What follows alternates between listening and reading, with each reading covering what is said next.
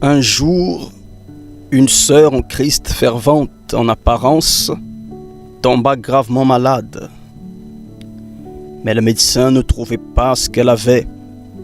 Nous allions lui rendre visite chaque semaine, loignant d'huile, comme il est écrit en Jacques 5,14, afin qu'elle se rétablisse, mais rien à faire.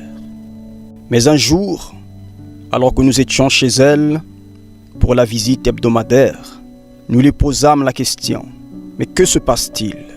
Pourquoi les médecins ne parviennent-ils pas à découvrir ce que tu as? Et même nos prières restent sans réponse. Ton état ne cesse d'empirer. Mais que se passe-t-il? Mais alors que nous étions sur le départ, après la prière, guidés par l'Esprit, nous lui fîmes une question. Ne gardes-tu pas quelque chose dans ton cœur contre quelqu'un? N'as-tu pas de la rancœur dans ton cœur? Dès qu'elle eut entendu ces paroles, immédiatement son visage changea.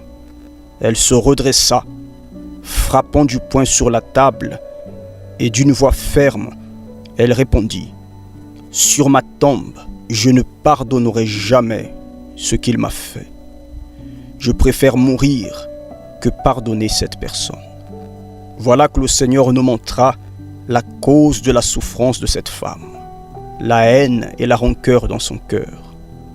Une femme apparemment chrétienne. Nous n'étions pas surpris par sa réaction, chers auditeurs, car lorsque nous marchons en esprit, rien ne peut nous surprendre. Et la seule réponse que nous donnâmes à cette femme, à cette sœur, est la suivante: tu connais la vérité. Tu sais donc que si tu meurs avec la haine dans ton cœur, c'est l'enfer qui t'attend.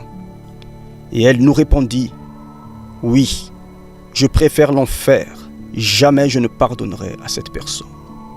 Nous prîmes congé d'elle, et plus jamais nous eurent de ses nouvelles jusqu'à présent.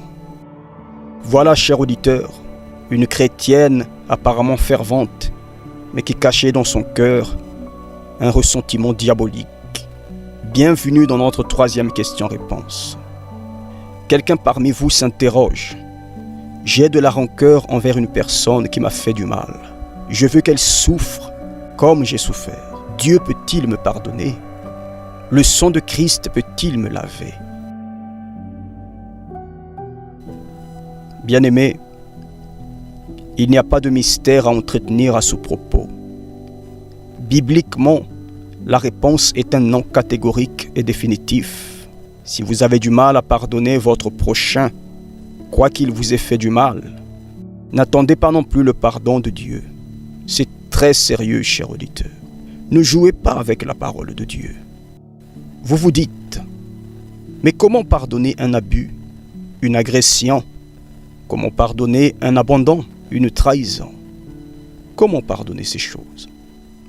Vous devez garder à l'esprit, chers auditeurs, que le monde entier tient uniquement sur la miséricorde de Dieu. Nos péchés sont trop grands et trop nombreux. Sans le pardon du Créateur, l'humanité tout entière et même l'univers n'existerait plus. Depuis la chute d'Adam, toute la création tient uniquement sur la miséricorde de Dieu. Uniquement sur la miséricorde de Dieu. Oui, chers auditeurs, c'est aussi sérieux que ça. Le pardon n'est pas juste un mot. Le pardon est la clé et la base de tout. Il n'y a pas de mariage qui puisse tenir sans le pardon. Il n'y a pas d'amitié, pas de relation humaine qui puisse perdurer sans le pardon, chers auditeurs. Or, pour l'homme naturel et charnel, le pardon est insupportable, car il n'est pas dans sa nature. Pardonner est une faiblesse pour l'homme qui n'est pas né de nouveau. Mais pour le chrétien né de nouveau, le pardon est une chose naturelle. Maintenant, nous allons ouvrir le Saint Livre, la Bible, pour affirmer avec force tout ce que nous venons de déclarer. Transportons-nous dans l'évangile de Matthieu, au chapitre 6, au verset 14. Si vous pardonnez aux hommes leurs offenses, votre Père céleste vous pardonnera aussi. Mais si vous ne pardonnez pas aux hommes, votre Père ne vous pardonnera pas non plus vos offenses. Quelqu'un dira: Mais vous ne savez pas le mal que cette personne m'a fait. Loin de nous, cher auditeur, la pensée de prendre à la légère les blessures que vous portez ou la douleur que vous chargez. À Dieu ne plaise, car Dieu sait ce que vous avez traversé. Mais nous qui vous parlons ne sommes pas nés sur la planète Mars. Ce que nous vous disons, nous le vivons, cher auditeur. Si nous vous disons de pardonner, c'est parce que nous avons pardonné. Vous n'êtes pas le seul à vivre des injustices dans ce monde. Nous les vivons tous.